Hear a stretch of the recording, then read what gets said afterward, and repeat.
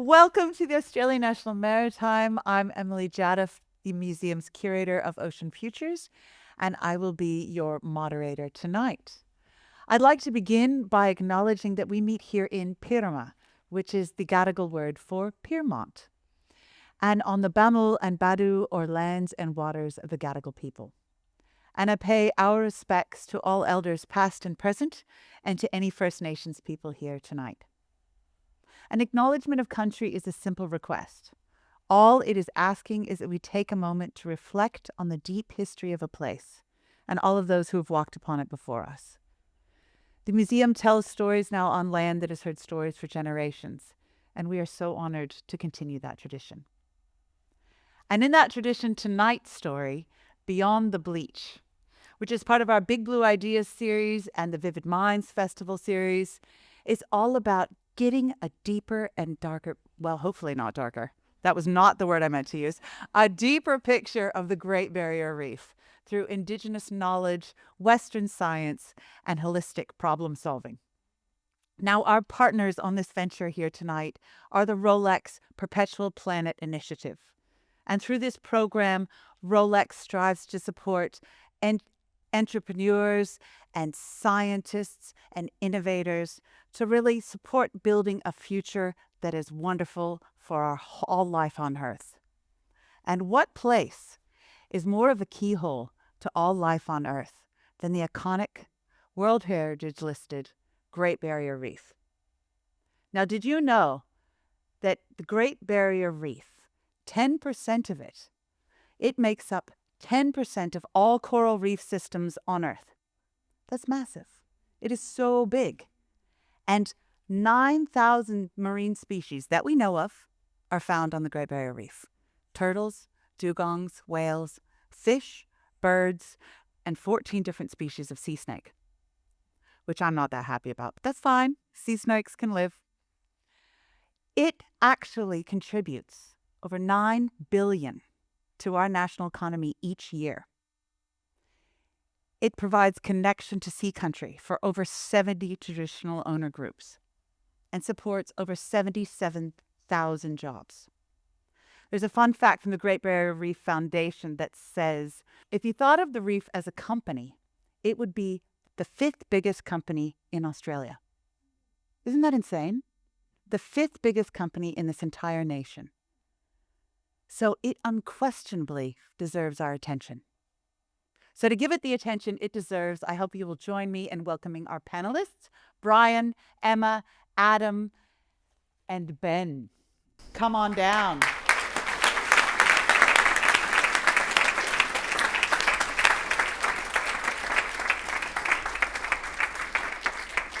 Now we're going to start with a get to know you lightning round. So the questions I ask you, 3-minute answer or less. Yeah, and they're tough ones too. So, let's see how you do. So we're going to start with you. Associate Professor Emma Camp works with UTS. She is also a globally recognized coral reef expert and a 2019 Rolex Associate Laureate. Welcome, Emma. So just earlier this week, on the 8th of June, World Oceans Day, the United Nations released its 3rd World Ocean Assessment. This is a pretty big deal. Emma was a contributing author, particularly on the tropical and subtropical reefs section. Now, what does this report say? 3 minutes or less.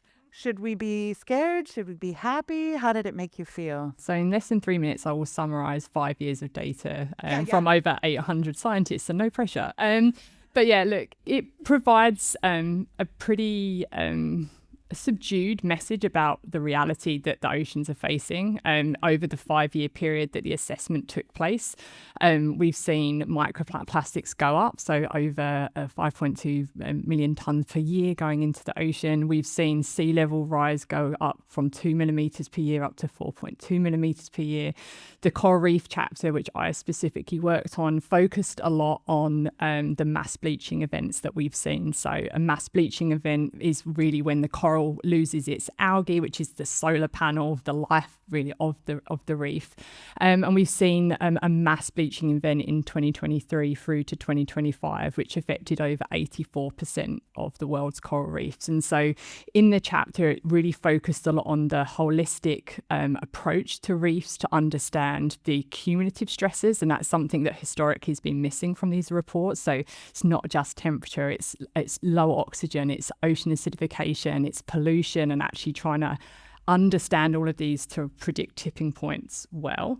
Another thing that was different to the second report was it really focused on Indigenous knowledge and how we need to learn from the Indigenous ways of learning and incorporate that a lot more holistically into the Western scientific management, particularly of reef systems. There's a lot more One Health approach to suggested management for the reef. So lots of subdued messages, but also some examples of hope, particularly with some of the big treaties that we've seen over the last few years to unite countries for a healthier ocean.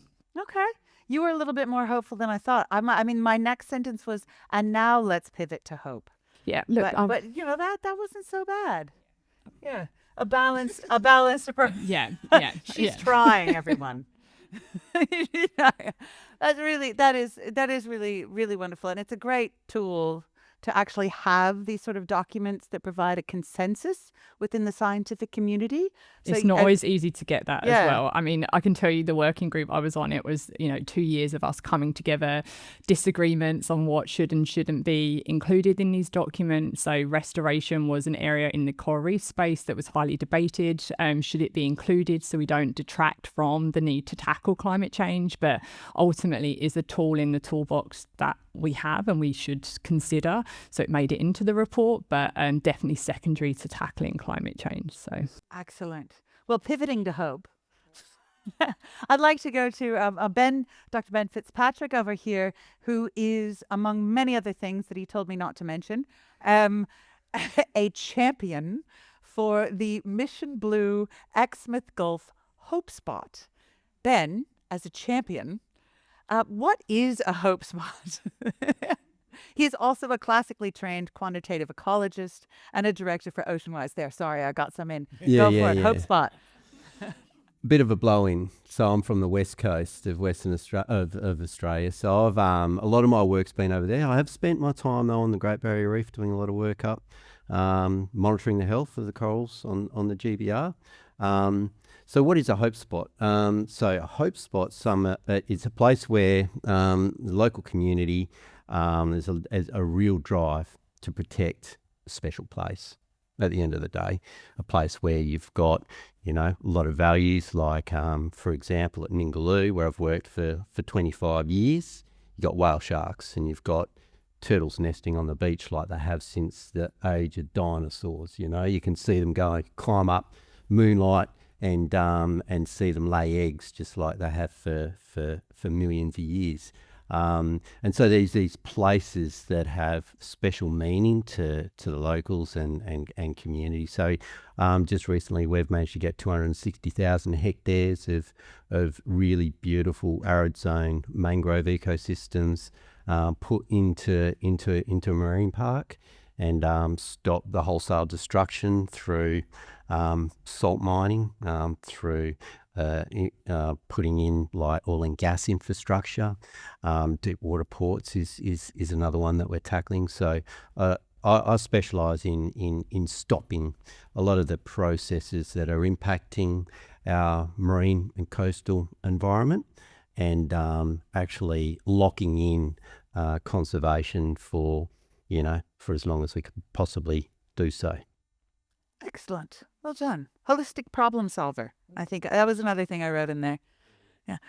Champion is fine though. I think I'm going to call you that for the rest of the evening. Everybody else want a title? Now, Brian, yours is award-winning artist. Fabulous. Who blends, practice draws on reef ecology and Torres Strait sea country using art and storytelling to help shift perspectives. And a little hint for everyone tonight.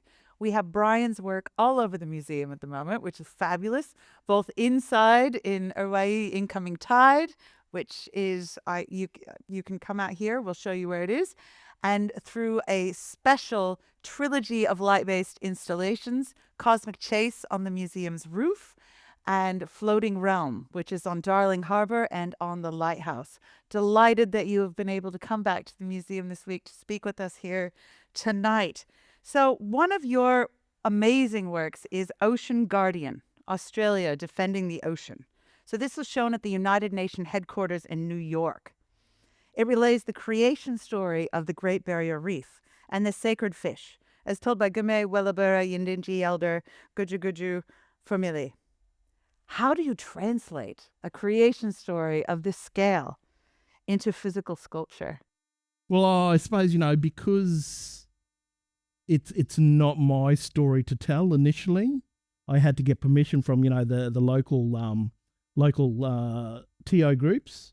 And my go-to person was actually Guju, so Seth Formal. An amazing man, unfortunately passed away a few years. Great loss. But the work that went over to United Nations was actually the smaller version of the larger artwork, which is called Reef Guardian, Citizens of the Great Barrier Reef. So it sits on the Cairns Esplanade foreshore, and it was the sculptural work that was commissioned to form the Citizens of the Great Barrier Reef under the I suppose directorship of Andy Ridley. Amazing gentleman, who's pulling in all sorts of education into the program and stuff like that. But the smaller version actually went over, and it's an addition of so many works, beautifully handcrafted aluminium sculptural work of a stingray, and it tells the story of how the Great Barrier Reef was formed, which connects back to the Gimoy story. So the story is there was a great hunter from the local mob in Cairns, went out spearfishing one day. He saw a bit of a glimmer in the water, didn't know what it was, and he actually thrust his spear into the water. And he didn't actually realise that it was their sacred fish, gunya, which was a large stingray. And so the stingray got mad, flapped its wings, and caused a large tidal wave of water to wash over the land. And that portion of land where the water washed over formed the Great Barrier Reef. So, it's sort of, when you read the story and, get the essence of the story from the local mob, I can physically, visualize all of this happening. And it's about how I then construct all of those thoughts and memories into a singular work. And it's not always easy. But yeah, I've just got one of those weird minds. Maybe I was, electrified too many times as a child, plugging in, trying to plug into, little battery controlled, remote controlled cars into 240 volt that came out of the wall. Not a good thing. But yeah, it's, it's just given me, that unique ability to do all of this. The new take on modesty.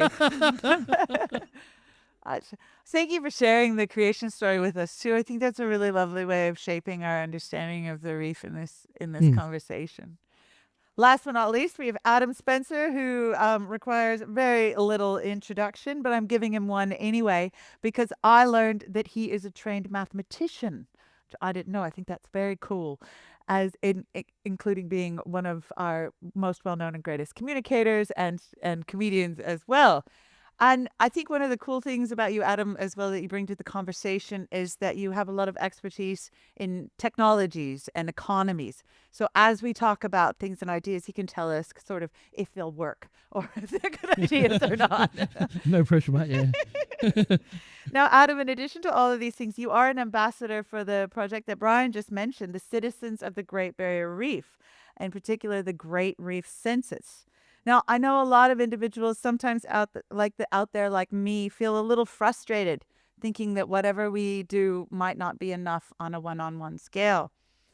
But this is a great example of science and community working together. Can you tell us how it works and why you've chosen to be a part of it? Yeah, I'd love to. Thank you. I'm playing a crucial role on the panel here tonight. You've heard all the CVs so far, and you've got three absolute experts in their field who work directly with this subject matter. But the organisers know well enough that there's a few people in the general community don't trust experts these days. What they don't know, you can have all your PhDs and you can be in all your international commissions.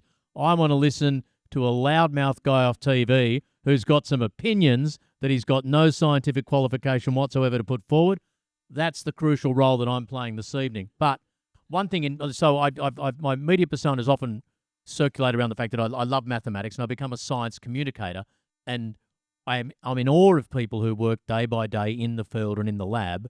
But one thing we've seen in the last few years, which is fantastic, is the explosion in Australia of citizen science and harnessing technologies, visual, digital, AI, etc., to allow all of us to take part in scientific exploration. Some of the most famous ones you might have heard of, the Australian Museum runs Frog ID.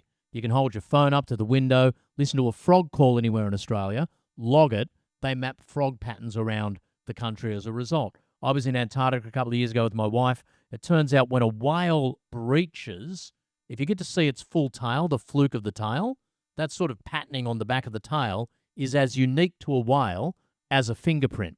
So if you get a decent photo of a whale's tail as it breaches, you can log that on a website. It'll tell you the name of that whale if it's already been discovered, its migratory pattern. You saw it at this time of the year. She was probably heading here to go up that way. And you suddenly invest it. You'll get updates for the rest of your life whenever anyone spots that whale around the world. And Citizens for the Great Barrier Reef is exactly the same thing. It's got two critical parts to it. One is the census. So now thousands of tour operators, boats and things like that take people out on the reef, encourage people as they take photos on the water, underwater, to log those on a website of what they've seen. Now, I was talking to Andy Ridley just today.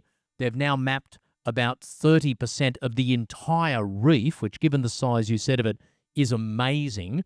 In the last month, they've uploaded 150,000 images from the reef, 4 times as many as they did that month, May of last year. So it's growing at scale. So there's this giant census activity. But then you need to look at all the photos and say, what is this stuff?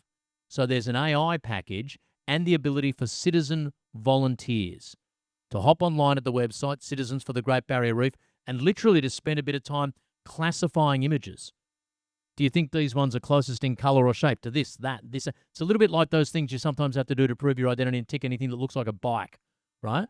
And what you're actually doing there is training AI and graphic recognition. You're doing exactly the same with this. And so they're now then looking at, you would understand, seeing a certain sort of, oh, gotcha, that's a bit lighter colour than it should be, or we wouldn't have expected to see that particular urchin this far south. The temperature must have changed, etc.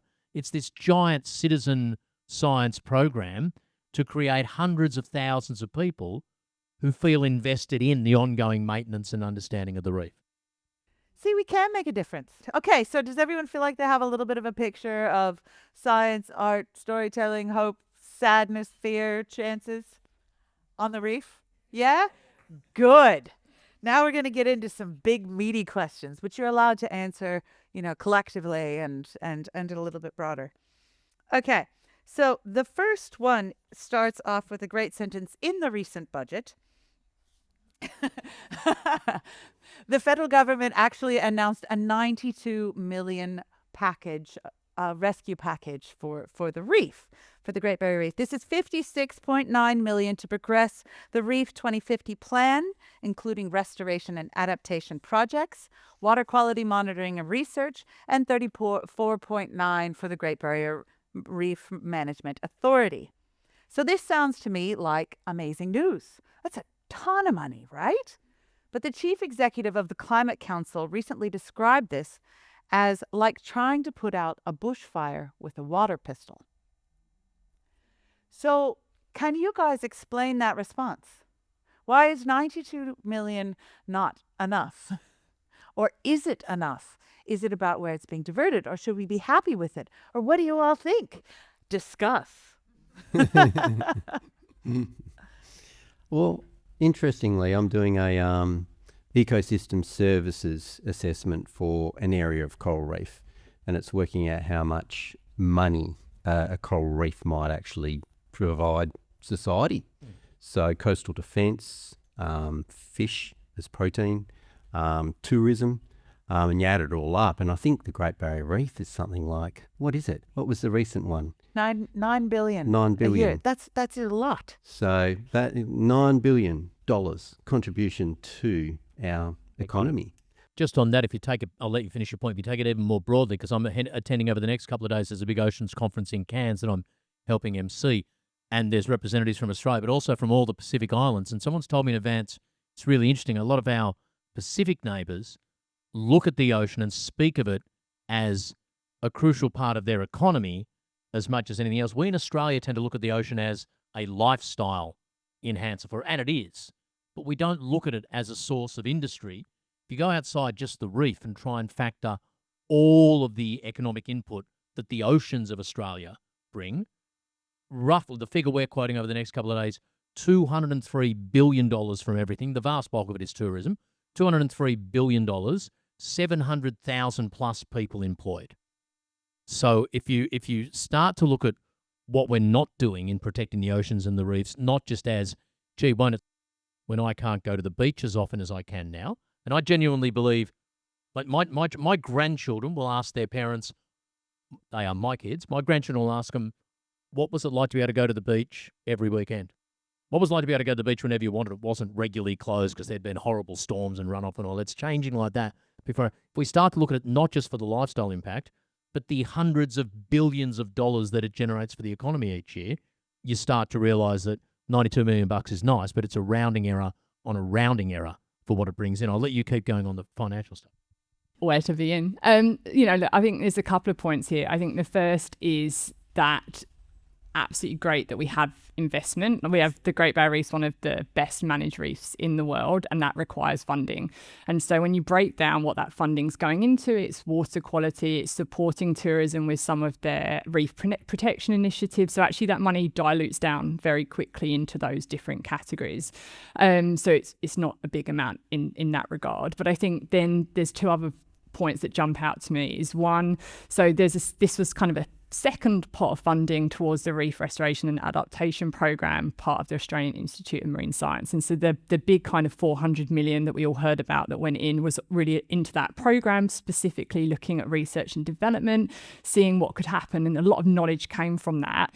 And that is about 30 million to deploy some of that. And we know that if we're going to secure the reef's asset value, we still need data, we still need to upscale and refine the research and work with industry to get that to deployment. That takes funding, a lot more than what has been put forward, but also that the cost is a lot less than what we risk losing. We've done the economics, and it costs a lot more to try to rebuild a reef, if we can even do that. At the moment, I would say we can't.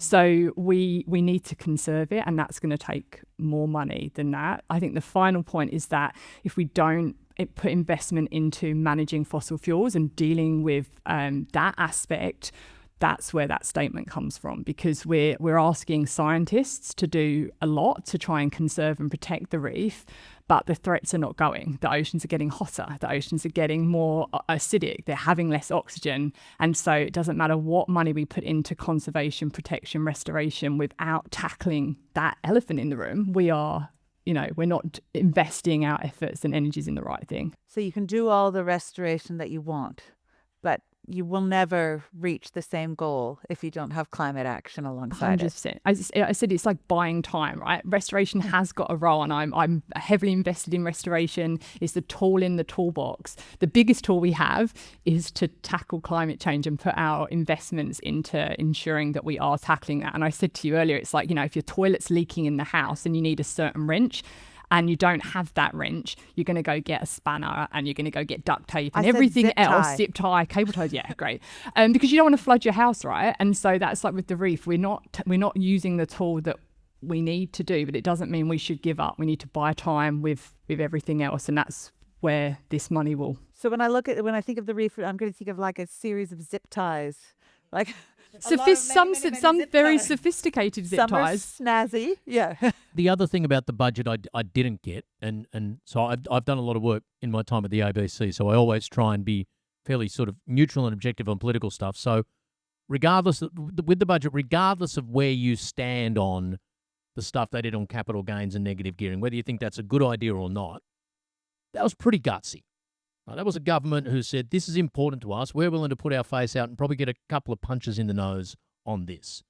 Why you would do that and not at the same time, 2 words, tax gas, right? There's no one in the community who's going to go, the amount of pushback they were willing to get from homeowners and startups and investors and banks over capital gains tax, and you're not willing to go, let's just whack 25% on gas. That's $17 billion a year.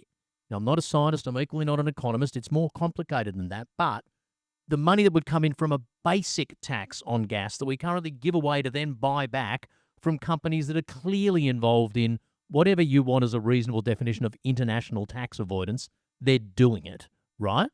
And we won't just take the low-hanging fruit of a gas tax that would bring in 200 times what we are excited about is being 20 times 200 times that amount for the reef. And you don't give it all to the reef, but the number of projects you could tick off in the environmental space with that every year forever. I was stunned that one was let through. I just did not understand. Given I think most citizens are now starting to look at the gas and go, yeah, that's a simple one, isn't it? That's just an easy win. I was stunned they missed that. I know you've worked in and around that space. It's just there for the taking, isn't it? Absolutely. Western Australia is pretty much driven by oil and gas and then mines and resources, right? So there's literally no room for conservation. So, and there's very few people that are able to sit outside of the capture of oil and gas in Western Australia. So I'm probably one of the very few. If you go to any marine scientist in Western Australia and ask them about, their work and how they feel about climate change, a lot of them will say, can't make a comment. And so the problem is possibly much worse than we might actually have the impression of. And it's often carefully curated. I'll give you an example. Ningaloo, last year. Imagine you drove from here to about Melbourne, a little bit short, and 90% of the vegetation was dead. Like, it'd be quite alarming. So that's what happened to Ningaloo last year in 1 year. And that's the mass bleaching event. And that's happening more and more, as Emma said, three years running now, mass bleaching of corals. And that's all driven by fossil fuels, climate change, and the expansion of fossil fuels. And now, at the moment, Australia's considering opening up the largest gas reserve in the southern hemisphere at Scott Reef. Scott Reef, that's it. It's a climate bomb. It's got the highest volume of CO2 in the reservoir of any gas. Massive. And do you think anybody really actually knows about the fact that these sorts of decisions are going to be made? And it's a lock-in for a 45 year time frame project. 2070. Yeah. But what about, so here I am over here. What if I say, oh, well, the reef is bleached multiple times over the last 10, 20 years. And, once every 3 or 4 months, I open the news and I see sort of a gloomy prediction from one of our fabulous agencies who are doing their job. And I see some pictures of some dead reef. And then, I kind of move on with my life. And I just sort of think, okay, well, this is the new normal. I don't go to Ningaloo. I've sadly not been to Ningaloo yet. So it's not really front of mind for me. How do you kind of deal with that sort of? Well, for many people in the world, it's very much front of mind. So Brian, you've got a little bit of perspective around that. Oh, definitely. Growing up on an island surrounded by water, you can't help but feel, that strong lure of the ocean, the reefs, and everything that sort of sits within that sort of environment. I often say, as Torres Strait people, there's not blood that runs in our veins. There's salt water because of that deep, strong connection that has been there for thousands and thousands of years. And so, my family, my direct family, who still live up in the Torres Straits, they derive, a strong income from fishing, from crayfishing, and sort of exporting, some of those goods, sort of globally. So any impact upon the reef, and once it gets into that sort of that ecology, that reef ecology will affect everything. Not just sort of small island communities, but those that want to go and sort of spend time at the beach over the weekends. It'll all sort of slowly grind to a halt. And the economic, the marine tourism. Yeah. Working with industry. And which there's is the really- social aspects as well, right? So we've done some work, and this was also in this recent assessment, about the human rights implications if we lose reefs, particularly for our island nations. And so there is the human rights for healthy, clean environments. This was only recently ratified through the UN, but the member states have committed to this, right? And so that there is a right that we have this healthy environment. And so, if we lose the reef, then it's not just the ecology, but there's the social and the economic implications. And, if we lose the reef, things like sea level rise are going to happen faster. So island nations, are at risk. We've seen this in the Maldives, the risk that they're going to be displaced. And then that becomes, that you've got a climate refugee situation. So this will affect economies and it will affect societies. Right here in this country, up in the Torres Straits, particularly the Central Island group, which is, sand, sort of coral cays, basically, that have sustained, sort of communities over time. A lot of these islands during, major king tides, monsoon seasons, a lot of the island actually gets inundated by water, which then, sort of affects everything on the island. It seeps into, traditional burial grounds on the island. So, people are actually starting to lose their connection to that land, and even connection to that water. It is really important, as you said, if the people have to remain positive and passionate about this, because I can remember in November of 2019, I was doing an event, I think it might have been the 7th of November, down on the steps. I was at the Opera House doing a morning function. I remember standing on the steps of the Opera House, and that was that morning in Sydney, where with the fires, the sky, even though the sun was up, was just this orange-grey, and I was standing on the Opera House steps, and I couldn't see the Harbour Bridge because of the smoke. And you remember those amazing photos that were on the front page of our papers and in our news, but suddenly the world looked at it and went, what's going on, right? And the world reached, they were so struck by that image. Remember Celeste Barber, the comedian, started a fundraiser for the RFS, the Rural Fire Service, hoping to make a couple of $100,000. She made $53 million, right? Everything from Brad Pitt, influencers were donating a day's take. It was just crazy, right? She got so much money, she got in legal trouble because she couldn't give it away effectively in keeping with the terms of the agreement people had signed up to give the money. So the world just went, wow, and there was this passionate reaction.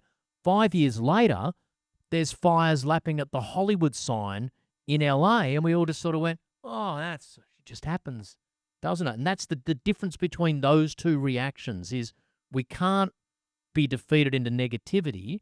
We can't also get that lazy. If you're of my sort of generation, there were a couple of big environmental issues, but we just sort of sorted it, like CFCs and the ozone layer. That looked pretty full on for a while. Science sorted that out. And there's been a couple of others, and science sorted it out. We can't just assume science has got this, but at the same time, we have to acknowledge the power of people looking at things like that and passionately wanting to do something about it. And the reef is hopefully a visual emblem of, saving the reef isn't just about saving the reef. It's about the oceans around and the entire rebalancing the climate. But it's a striking visual metaphor to maybe get people passionate about. Well, we're not going to like it if it's gone, are we? It's not going to be good. Like, just to add though, like, I think one thing that gives me hope, right, is that the reef is really resilient. But we see that if we give the reef a chance, it will come back fighting. And I think that's the thing that, for me, you know, I get asked this all the time, how do you remain optimistic with all of this? And it's like, well, you go out and you actually see these reefs that are doing better than you would expect. Or, you know, we are seeing progress with science, but we know that actually the reef wants to be there and is trying its hardest to be there, and actually can, if it's given a chance, like, come back. And that's, I think, that very much we have to kind of not lose that focus. That's a really good point. It's just not going to give up on its own. Now, it wants to survive as well. We just have to give it the right kind of helping hand.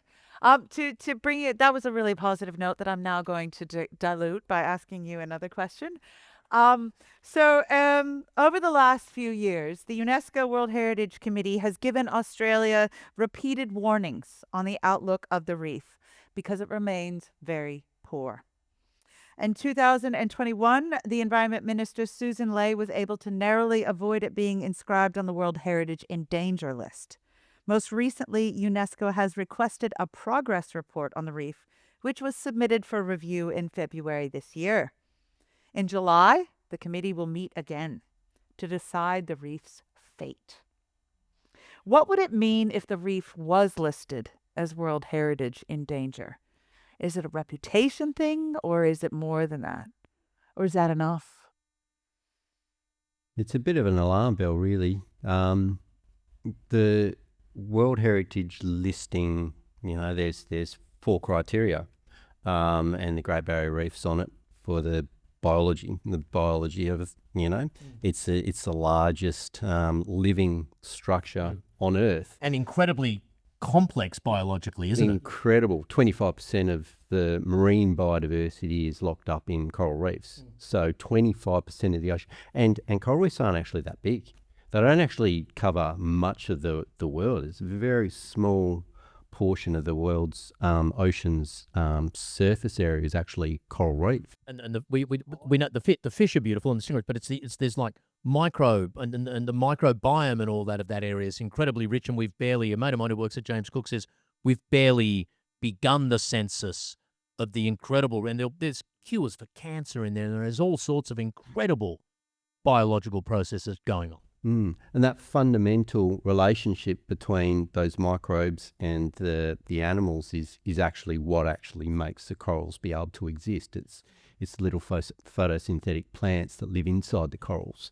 They get 80% of their energy from those zooxanthellae, which are the little algae, and the corals will spit them out when they get stressed, and that's what's going on. So how is it that this plant and this symbiosis is being disrupted to such a degree that the organism's stressing out like that? So anyway, I digress. You could go that natural heritage is what is there, and it's protected under the World Heritage Convention, and that's what's actually being undermined. And I'll add one last thing.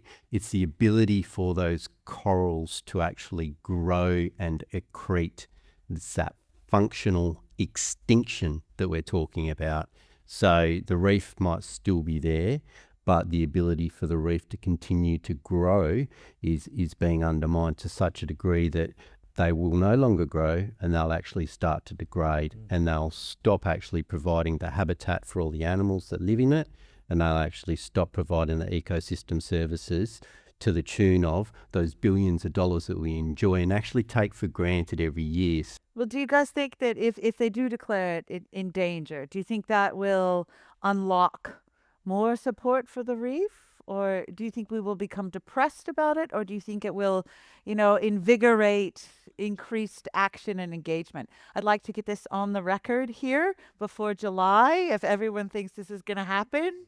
July, in danger, no danger. Let's get a call from the audience. Who thinks that we will squeak through this year and the reef will not be on the world danger list? I'm depressed over the ability of politicians of either side to just be able to weasel their way and go, can't, not quite, not quite, not quite, not.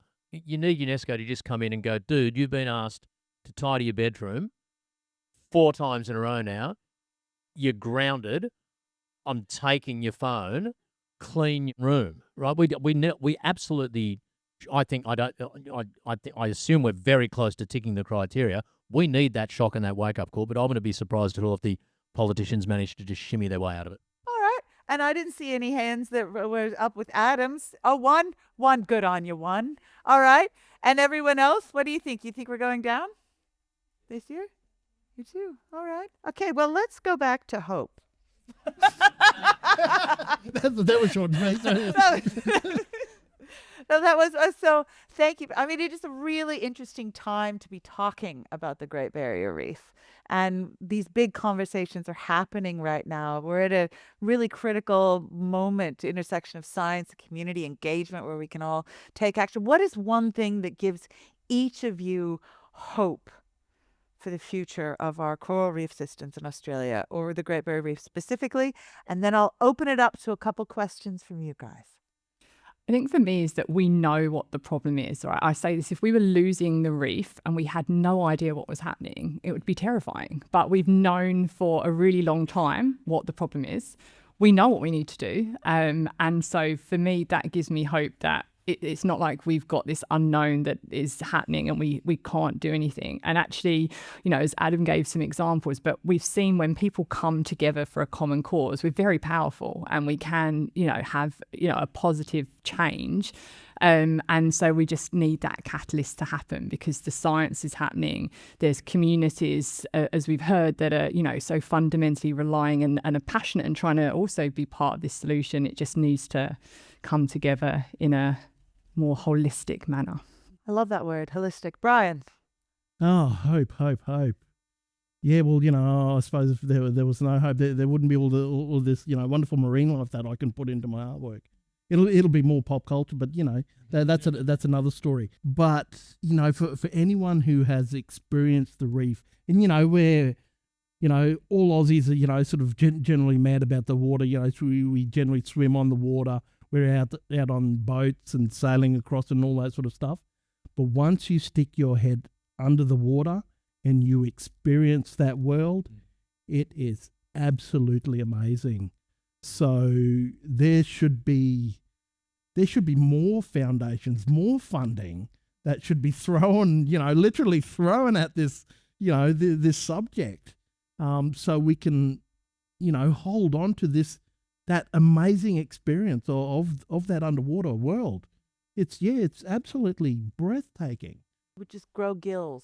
Well, good. I could do that. I'd Yeah, love I would to like do that some. actually. Yeah. I'd spend more. Yeah. Oh, sign me up. Definitely. That's what we're doing next. Hope spot champions.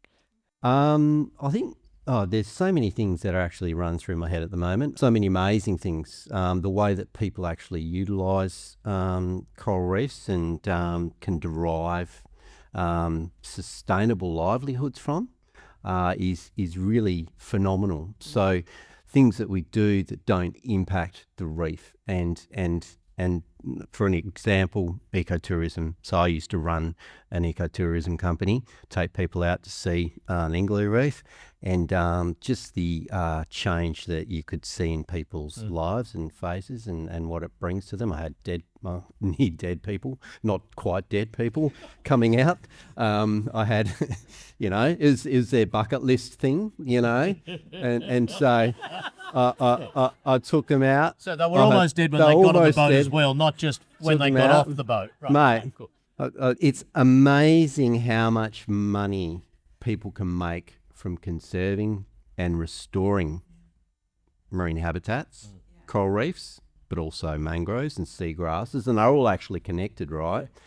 In ways. So it's that innovation and that spark and the resilience of these ecosystems as well. The ability for Great Barrier Reef isn't totally screwed. The processes are all still there.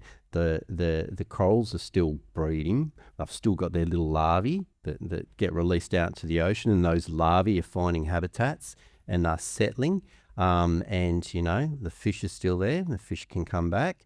So it's like, we've shown again and again and again that we can actually restore and repair and recover coral reefs and other coastal ecosystems, that, you know, there is a truckload of hope there. We just got to start making some of those decisions. We just can't wait too long, right? Can't wait too long. Yeah, I read an article yesterday from a separate space, but about just the phenomenal transformation of the power grid in Australia in general over the last few years and last 12 months in particular. And the stats that leapt out at me were the amount of battery storage now being taken from solar in our grid is double what it was 12 months ago.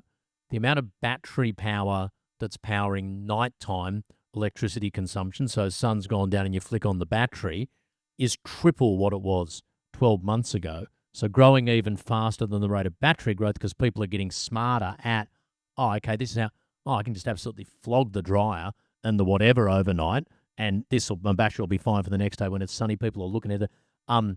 Renewables now make up, give or take, 50% of the entire Australian grid. We're struggling at the pace to update the grid for how clearly keen ordinary Australians are to have an absolute crack at renewable energy, right? All of the barriers to us totally getting on top of that in this country are political and bureaucratic. It's just not technological anymore.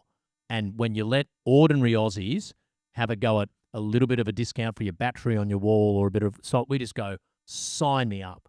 And that makes me really positive. I hope we're on the path to just, as it's called very simply, just electrify everything. If we can't get solar and battery storage right in this country, if we get that right here, the message that sends to the rest of the world that in the era of AI with data centers is going to be increasingly power hungry, we should have just outside of Darwin gigantic solar farm data centers just pumping data up into Asia where they don't have room to build things the size of Manhattan. So I think we're on that track in this country. And that makes me really positive. And hopefully enough politicians of all hues will see that you just don't lose votes going down the renewable energy path anymore. It's a noisy lobby and it's powerful in some ways, but we're setting world records in terms of rooftop solar adoption, battery storage, battery uptake. That's a really encouraging part of the story. Those are all good reasons for hope. I think it was Simon Holmes, a court, said once in an event here ages ago, I thought it was beautiful. He said, we're a land of wind, wave, and tide. So let's use all that power for, new reasons. And I thought that, I was like, oh, yeah. Enough solar energy hits Australia every day to power the world's entire energy demands for 6 months. Now, you can't cover all of Australia in a single solar panel or anything like that, but you could build just colossally large farms here that could run a significant portion of the world's energy demand. And I don't think we're that far from people starting to make serious steps in that direction. Really, thank you all so much. You've given me so much to think about. And I hope all of you in the audience are now ready to pepper them with a couple of questions. What's your favourite thing in the Great Barrier Reef? Be one thing, whether that be flora, fauna, type of coral in particular. Aesthetically, functionally, what would it be? Turtles. I'm absolutely in awe of turtles. One, and forgive me, if there's people in the room that don't like, the indigenous, sort of connection to food around this country, particularly, sort of food from the waterways. But green turtle meat is absolutely delectable. It is fantastic. One of the best red meats you will ever eat. But not only that, the carapace of the hawksbill turtle, amazing coloration, and it's that coloration through the shell, and the catching of that turtle, that is sort of gone into a lot of amazing ceremonial turtle shell masks for Torres Strait people. And these aren't, you're not just looking at, the carapace. These are, there's an intricate process that, people go through to boil the shell, peel off, all of these different layers from the shell, to build these quite elaborate, really long turtle shell masks that have, the face of a crocodile the tail of a tiger shark, and these are worn in dance, worn in ceremony. Absolutely amazing pieces of art. Good answer. Me? I think it's actually the way that the reef grows and turns over and, builds. It's actually really quite phenomenal because coral polyp's only about 1 millimetre and yet it's built the biggest living thing on in the world. And then there's wonky holes. What's a wonky hole? What's a wonky hole? Jeez. It's often how people describe my right eye, but what's a wonky hole? Well, there's these holes in the middle of the lagoon on the barrier reef, and they just go down into the geology, and it's where the rivers actually, the ancient, riverbeds actually still to this day flow out. And deliver nutrients, and seagrasses grow, and dugongs feed on the seagrass, and there's all of these things that we actually haven't really even discovered yet. And that's the other thing. There's probably millions of animals and plants that we haven't actually described still on the Great Barrier Reef, and yet it's one of the most well-studied ecosystems on the planet. That's what my one would be when you get down to that sort of microbial level, the richness of small multicellular things, most of which we haven't documented yet, and the way they interplay just blows my mind. I would love to be able to sit here and go, I've got a PhD in wonky hole. That'd be pretty cool. What about you, Em? What blows your mind about the reef? For me, it is corals that are found in mangroves. This is what my PhD was on. I have a special love for this. And that's because the mangroves are naturally very hot, very acidic, and have low oxygen. So it's kind of like a natural laboratory to study climate change. And we find corals there. And so they're one of the reasons I have hope, because I'm like, why are you there when it's so hot and you shouldn't be there? And so they're just like this I really could geek out for a long time. So we won't go there now. But if you want to ask me more afterwards, I will. Should be at the party. I know. But yeah, they give me a lot of hope. Yeah. We've got time for one more. I'm sorry, and then the rest will have to attack. Oh, we were told by a scientist with the Under the Pole expedition who was studying the Arctic corals, really quite deep, but he said some years ago they observed them trying to save themselves, and they were actually diving into the colder water because the Arctic's heating so fast. Are we observing anything like that in our own reefs? Are the corals actually acting on themselves? I've heard they draw the clouds to shelter themselves from one of the coral scientists who's been at our festival. So we have some corals moving further south. So Bronte, who's back there, is actually studying corals in moving into Sydney Harbour, and we think some of that is a mechanism because it's cooler to try and help them survive.